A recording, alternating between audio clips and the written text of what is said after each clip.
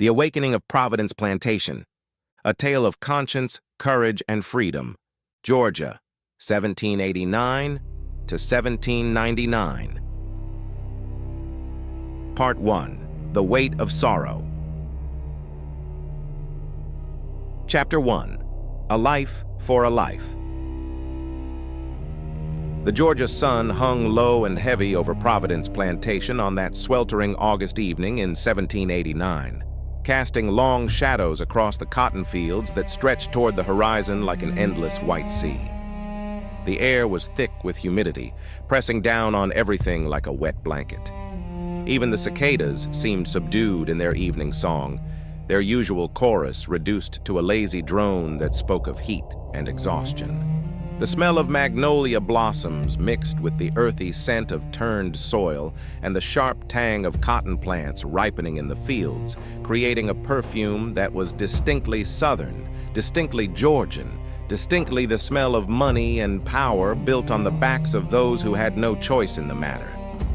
Master Josiah Washington stood alone in the upper room of the great house, a room that had been his and Catherine's private sanctuary for 15 years of marriage.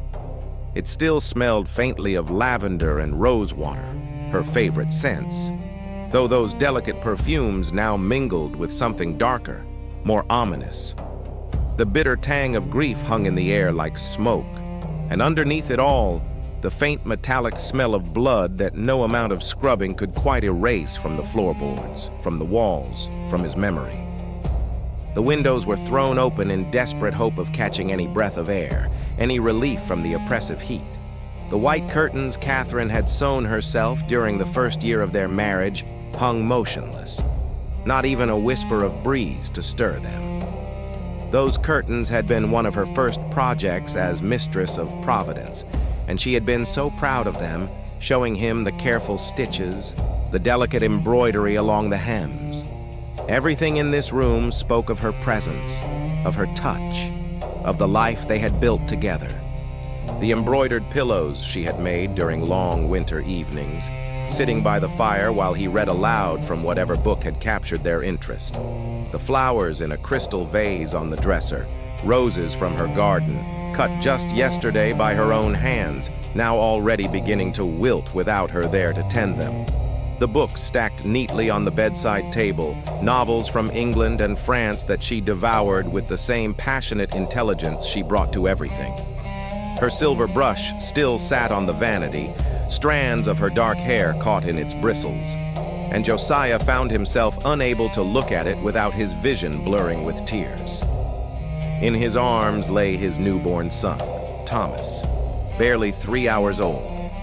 The child was impossibly small, lighter than seemed possible for a human being, wrapped in a blanket that Catherine had embroidered during the long months of waiting for his arrival. Each tiny stitch had been a prayer, a hope, a dream of the future they would share. She had worked on it in the evenings, her hands moving with practiced ease, humming old songs her own mother had taught her. Now those stitches seemed to mock him, promises of a future that would never come. Thomas's tiny fingers curled and uncurled with that automatic grasping reflex of newborns, reaching for something, for anything, for the mother he would never know. The baby's face was red and wrinkled, his eyes squeezed shut against the brightness of a world he had not asked to enter, and he made small mewling sounds that tore at Josiah's heart like talons. Every cry was a reminder. Every breath the child took had been purchased with Catherine's last. Downstairs, the great house that had always bustled with life and energy now moved in hushed whispers, as if the very walls were mourning.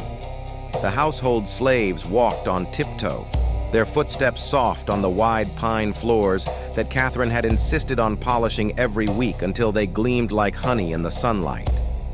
She had taken such pride in this house, in making it beautiful, in creating a home that was both elegant and welcoming. The kitchen, usually filled with the sounds of cooking and the rich aromas of bread baking and meat roasting, was subdued. The fires were banked low, only what was necessary to keep food warm for the family and the guests who would soon arrive to pay their respects. Sarah and the other house slaves worked quietly, their usual chatter silenced by grief and shock. They had loved Miss Catherine, too, in their own way, within the confines of what was permitted between slave and mistress.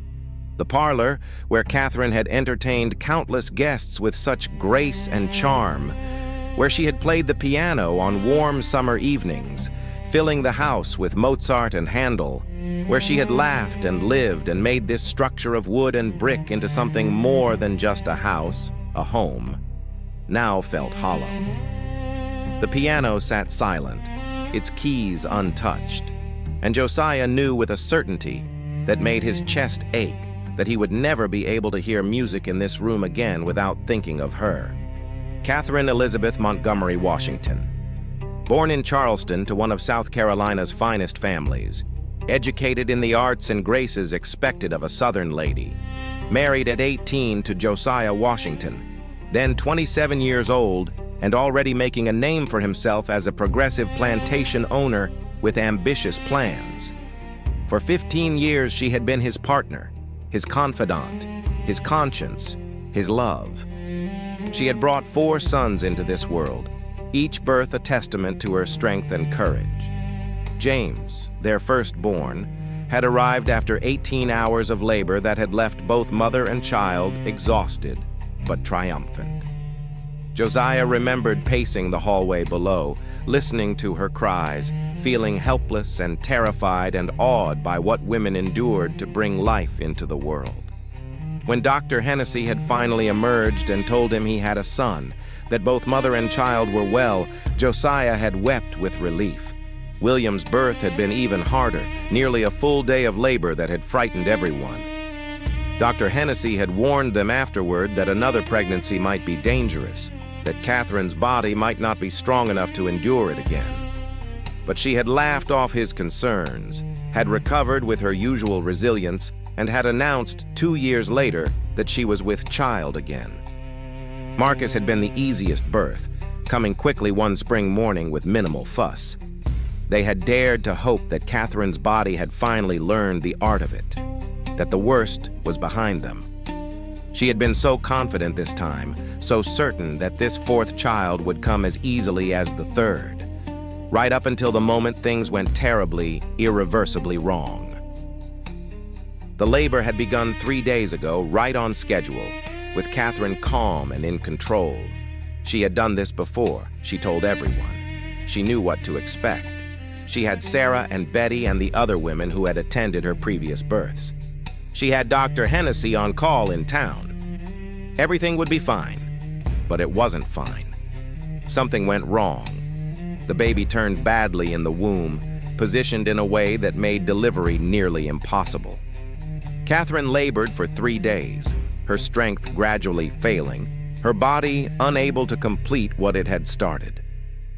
Dr. Hennessy tried everything he knew, every technique learned over 30 years of practice, but modern medicine in 1789 had precious few answers for obstetric complications. There had been too much blood, far too much. The sheets had been changed a dozen times, each one soaked through with red before the women could even finish tying them to the bedposts. Sarah had wept as she worked, her tears falling onto Catherine's pale skin as she tried desperately to stop the hemorrhaging that was stealing her mistress's life drop by drop. Catherine had grown pale, so pale her skin seemed translucent, showing the blue veins beneath like a road map of her failing body. Her breathing became labored, each breath a struggle. Her pulse grew thready and weak under Dr. Hennessy's experienced fingers. And still she fought, still she held on, because she had a child to bring into the world, and she would not surrender until that task was complete. When Thomas finally arrived, torn from her body in a desperate final effort, Catherine had held him for only a few precious moments. Her arms trembled with the effort, but she cradled him close, looked into his tiny face with all the love a mother could hold. She had smiled then, that beautiful smile that Josiah had fallen in love with 15 years ago, and whispered to the baby words of love and welcome and blessing. Then she had looked up at Josiah with eyes that were already beginning to glaze over. And in those final moments, she had made him promise. Her voice had been barely a whisper, her strength nearly gone, but the words had been clear, each one chosen with the careful precision of someone who knows they have very few left to speak. Promise me, Josiah. Promise me you will love him. All of them. She had paused, gasping for breath that would not come easily. Promise me you will be the man I know you can be. The man you were meant to be. Do not let bitterness take root in your heart. Do not blame him for this. He is innocent. He is ours. He is a gift, not a curse. Her hand had gripped his with surprising strength, and her eyes had bored into his with an intensity that demanded his full attention. There is so much I wanted to tell you, so much I wanted to teach you, but there's no time now. So listen to me, my love. Listen to me and remember, the world is changing. The old ways cannot hold forever. What we have built here, it is built on sand, on suffering, on the backs of people who deserve better. You know this. In your heart, you know this. I have seen it in your eyes when you think no one is watching. I have heard it in your voice when you defend your methods to other planters. You know there is a better way. Be brave enough to find it. Be strong enough to walk it, even when everyone tells you you're mad. The boys are watching you. They will become the men you show them how to be. Show them courage. Show them compassion. Show them that a man's true worth is not measured in acres or wealth, but in how he treats those who have no power to demand better. She had coughed then, a wet, rattling sound that made Dr. Hennessy shake his head sadly. Her grip on Josiah's hand loosened, and her voice dropped to barely a whisper. I love you. I have loved you from the first moment I saw you at that ball in Charleston, and I will love you beyond death, beyond time, beyond everything. Take care of our boys, and take care of yourself. Do not let grief destroy you. Let it transform you instead. Those had been her last coherent words. She had closed her eyes then, a peaceful expression settling over her features, and simply stopped. Stopped breathing. Stopped fighting. Stopped being Catherine, and became instead a memory, a ghost, a void that could never be filled. Josiah had not realized it at first. He had kept talking to her, kept begging her to stay, kept trying to will her back to life through sheer force of need. It had taken Dr. Hennessy gently prying his fingers loose from her hand and saying the words that shattered his world. She's gone, Josiah. She's gone. I'm so sorry, but she's gone. The doctor had taken the baby from Catherine's arms and handed him to Sarah, while Josiah collapsed beside his wife's body, his shoulders shaking with sobs that seemed to come from some deep well of anguish he had not known existed. The other women had quietly filed out of the room, leaving him alone with his grief and his dead wife, giving him the privacy to begin processing a loss he could not yet comprehend. Eventually, Sarah had returned. She had not spoken, had not offered empty platitudes or religious comfort. She had simply taken his arm and guided him from the room, supporting his weight when his legs threatened to give out, bringing him here to the guest room where he would not have to see the bed where Catherine had died, the sheets still stained with her blood.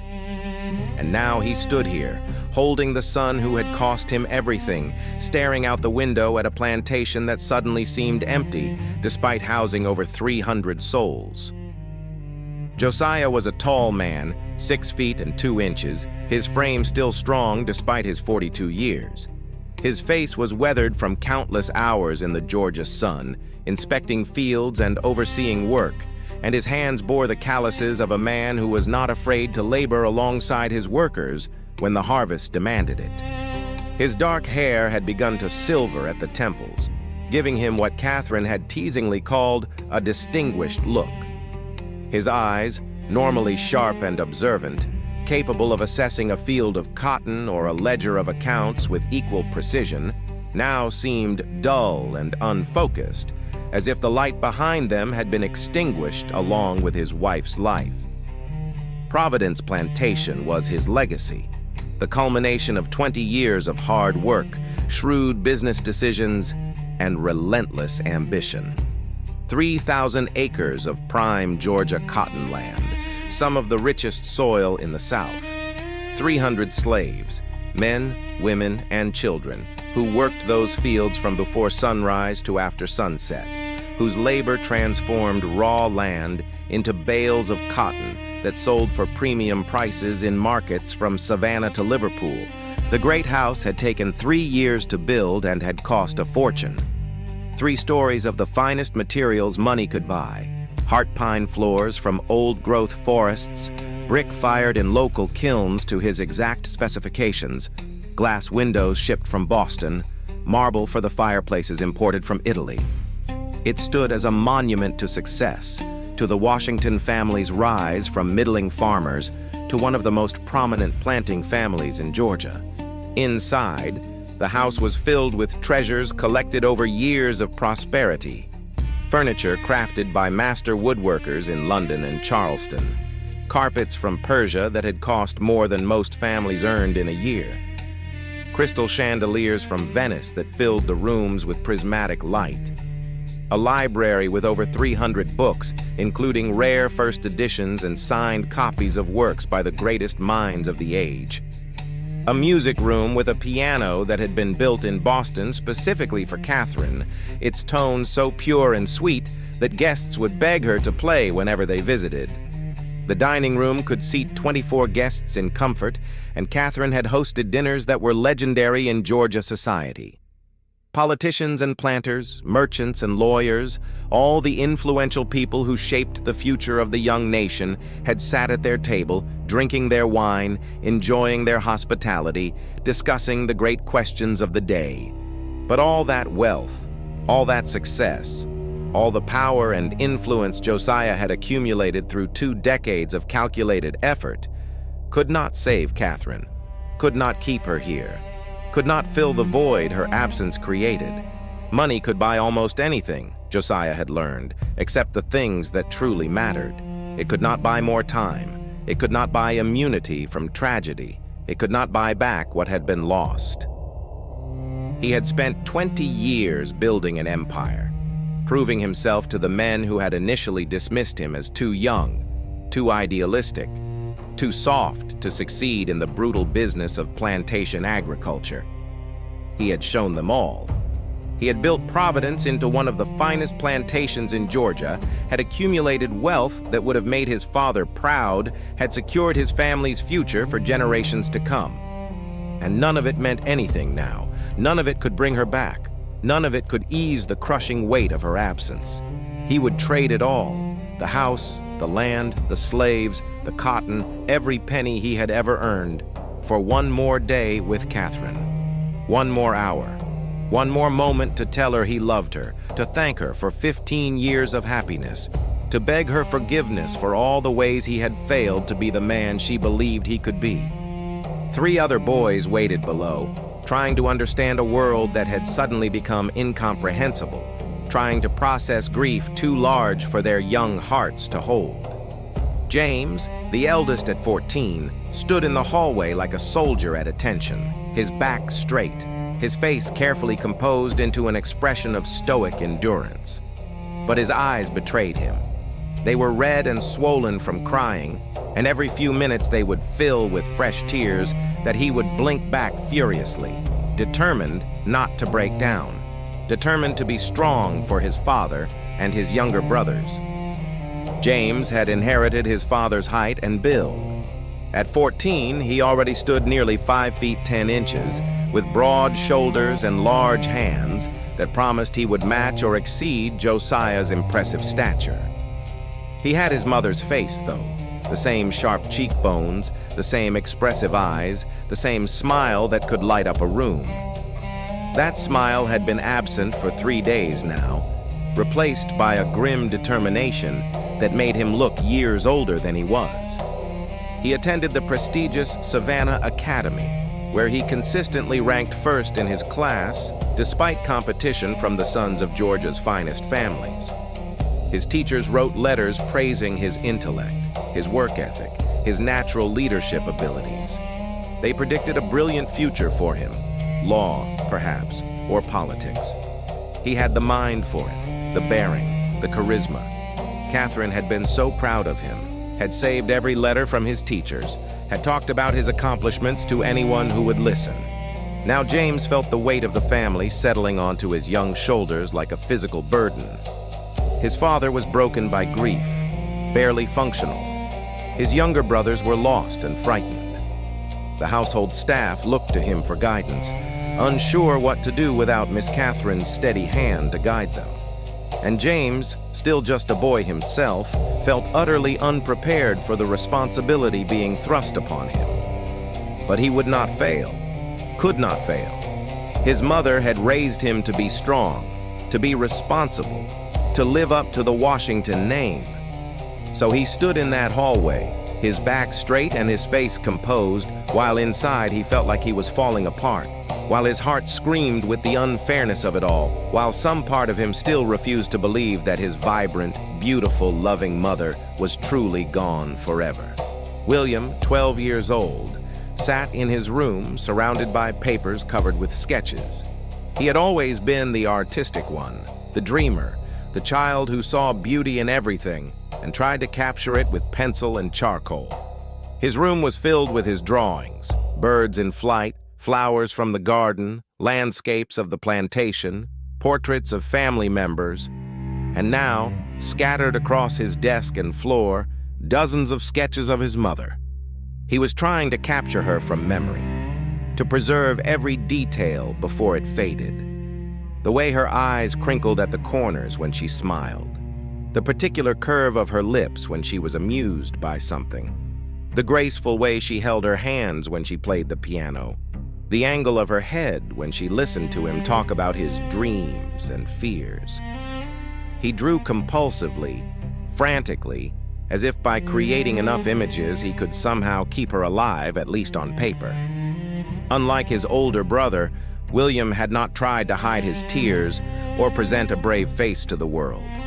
He had wept openly and honestly, first at her bedside as she slipped away, then in his room, then at odd moments throughout the day when some memory would strike him like a blow to the chest.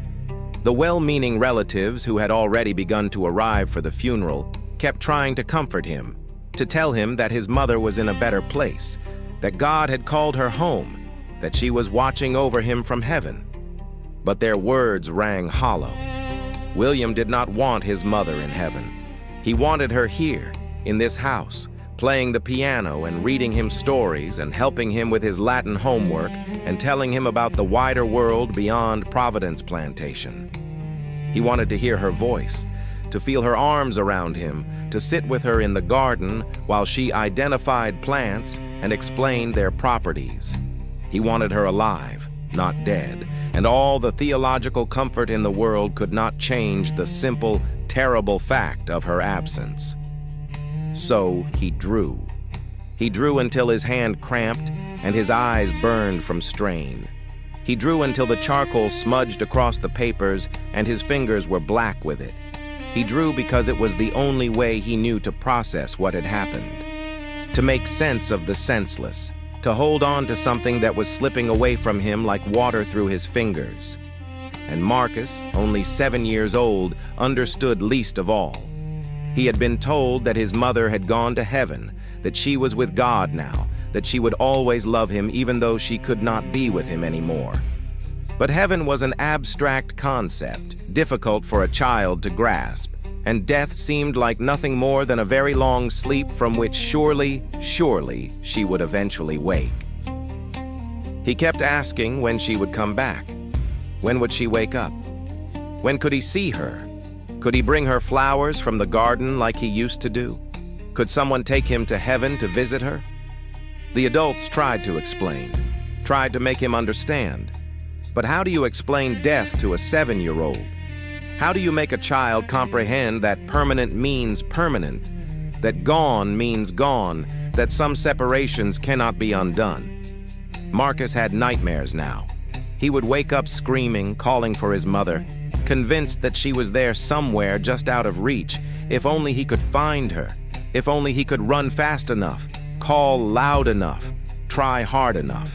James or Sarah would come to sit with him, to hold him until the terror passed, to murmur reassurances that felt like lies even as they spoke them.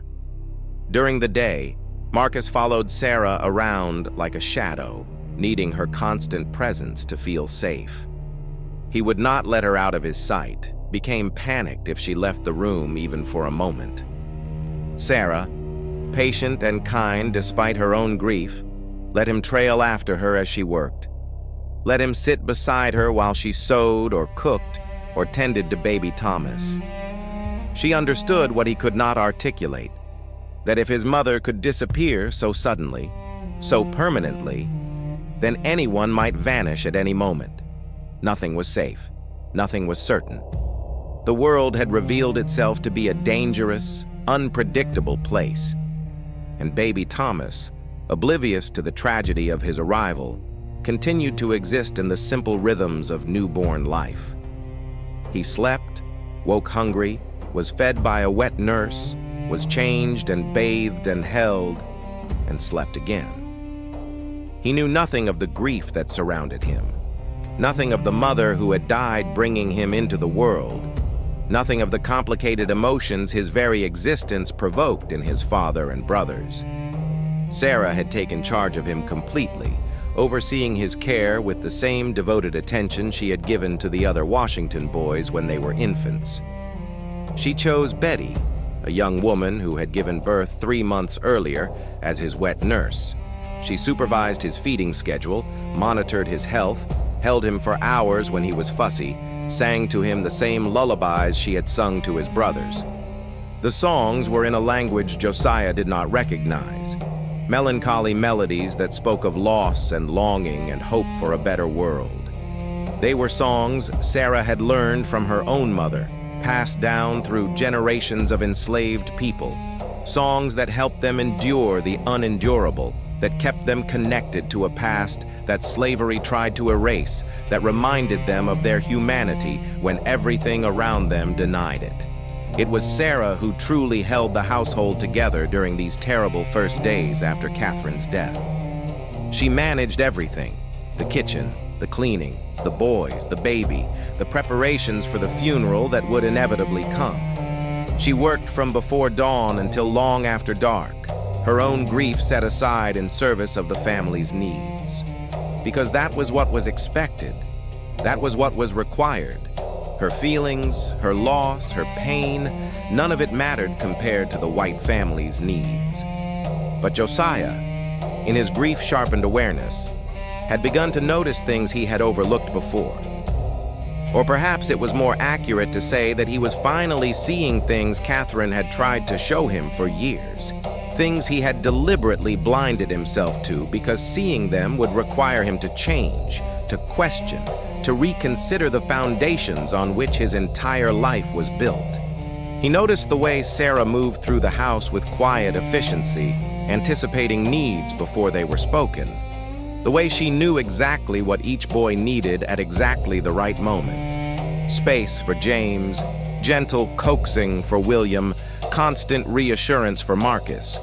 The way she could soothe a crying baby, or manage a crisis, or coordinate a dozen different tasks simultaneously without appearing rushed or overwhelmed. He noticed the lines of exhaustion around her eyes, the way her shoulders sometimes sagged when she thought no one was watching. He noticed that she worked constantly, that she was always available, always ready, never off duty.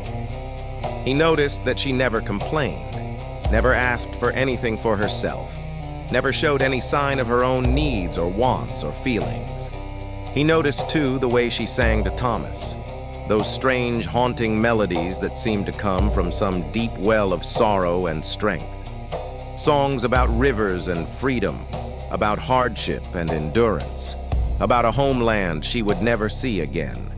Songs that spoke of a life before slavery, a family torn apart, a past that could never be recovered. The kitchen at midnight. About a month after Catherine's death, Josiah found himself unable to sleep yet again. The bed he had shared with his wife for 15 years felt impossibly large and desperately empty. Her side remained undisturbed, the sheets cold, her pillow still holding the faint scent of the lavender water she had loved. Sometimes in his half-sleep, he would reach for her, his hand finding only empty space, and the shock of her absence would wake him fully, leaving him staring at the ceiling in the darkness. On this particular night, the emptiness became unbearable. He rose, dressed in the dark, and wandered through the silent house like a ghost haunting his own life. His feet carried him without conscious direction through the hallways he knew so well, past rooms filled with memories of Catherine, her laughter, her voice, her presence that had made this collection of wood and brick and plaster into a home. He found himself at the kitchen door. Light showed underneath, warm and inviting in the darkness. When he pushed it open, he saw Sarah sitting at the large wooden work table, mending one of William's shirts by candlelight. The kitchen was warm from the banked fires in the cooking hearth, and shadows danced on the walls from the flickering candles. Sarah looked up when he entered, surprise crossing her face. In all the years she had lived in this house, the master had never come to the kitchen at night, had never sought her out in her domain. She immediately moved to stand, to offer the deference that was expected, but Josiah raised a hand to stop her. "Please," he said, his voice rough from disuse. "Please, don't get up. I didn't mean to disturb you. I couldn't sleep. I couldn't bear that empty room anymore." She hesitated, caught between the ingrained habits of servitude and something in his voice that sounded like genuine need rather than command. Slowly, uncertainly, she sank back onto the bench, her hand still holding William's shirt and the needle that had been moving through it with small, precise stitches. "Would you like some tea, Master Josiah?" she asked. "I can heat water. It won't take but a moment." "No. Thank you, but no. He trailed off, not sure what he wanted, not sure why he had come here. Company, perhaps. Someone to talk to. Someone who had known Catherine, who had loved her, who understood the magnitude of what had been lost. He pulled out a chair across from her and sat down, an action so unexpected, so outside the normal patterns of their interaction, that Sarah's eyes widened in shock. Masters did not sit in the kitchen with their slaves, did not treat them as equals, did not seek their company or their conversation. There were rules about these things, invisible but powerful lines that separated master from slave, white from black, human from property. But Josiah was beyond caring about rules at this moment. The structures that had governed his life seemed less important now, less relevant in the face of the crushing grief that made every day a struggle to simply continue existing. The silence stretched between them, heavy but not uncomfortable. Sarah's hands continued their work, the needle flashing in the candlelight, pulling thread through fabric with those same small, perfect stitches. She had learned to sew from her mother, back in Virginia before the auction that had scattered her family like seeds on the wind. Her mother had been skilled at fine needlework, had sewn for the big house, and she had taught Sarah everything she knew in those few precious years they had together. "You loved her," Josiah said finally, breaking the silence. His voice was soft, tentative, as if he was afraid of the answer even though he already knew it. It was not a question. Sarah's hand stilled on the fabric. She looked up at him, and for the first time in the 20 years she had lived in this house, she let him see her without the protective mask of servitude. Her face was open, vulnerable, showing the depth of a grief that matched his own in its intensity, even if it could not be expressed with the same freedom. "Yes, Master," she said quietly, her voice thick with emotion. "I did. I loved Miss Catherine with my whole heart. She paused, searching for words adequate to the task. She was kind to me, kinder than she had to be, kinder than most white folks ever are to people like me. She saw me, really saw me. not just as a slave or a servant or a pair of hands to do work, but as a person, as someone who mattered. The words came slowly at first, then faster, as if a dam had broken somewhere inside her and years of unexpressed feelings were flooding out. When I first came to this house, she said, I was 20 years old and scared and angry and alone. I had been torn away from my family, sold to strangers, brought to a place I didn't know. I didn't want to be here, didn't want to serve in this house, didn't want any part of this life that had been forced on me. But Miss Catherine, she was different. From the very first day, she was different. She learned my name before the day was out, and she always used it. She asked about my life, about where I came from, about my family. She listened when I talked, really listened, like what I had to say actually mattered to her. Sarah's voice grew stronger as she spoke, years of pent-up emotion finally finding release. She treated me with respect, with kindness. She taught me to read, even though it was against the law, even though she could have been fined or worse if anyone found out. She said every person deserved to know the Word of God for themselves, not just what others told them it said. She gave me books, her own books, and we would talk about them, about stories and ideas and what they meant. When I was sick with fever that first winter, she sat up with me herself, putting cool cloths on my forehead, spooning broth into my mouth, refusing to leave my side even though everyone told her it wasn't proper for a white lady to tend to a slave that way. She said I was a human being who deserved care when I was suffering, and she didn't care what anyone thought about it. Tears were flowing freely down Sarah's face now, years of carefully controlled emotion breaking free. She treated me like a friend, like someone whose thoughts and feelings had value, like someone whose company she enjoyed. We would talk for hours sometimes about everything and nothing. She made me laugh. She made me feel like maybe, despite everything, despite the chains I wore that nobody could see, I was still human. That slavery couldn't take that away from me no matter how hard it tried. So yes, Master Josiah, Sarah's voice broke. I loved her. She was the sister I lost when I was sold away from my family. She was the friend I never thought I would find in this place. She was the reason I could wake up every morning and find a reason to keep going. And I miss her so much it feels like someone has reached into my chest and torn out my heart. The raw honesty of her words, the naked grief in her voice, struck Josiah with the force of a physical blow. He had known that Sarah worked well with Catherine, that they had a good professional relationship, that the household ran smoothly under their combined management. But this depth of love and loss, this friendship that had transcended the enormous gulf between them, he had been blind to it, willfully, deliberately blind.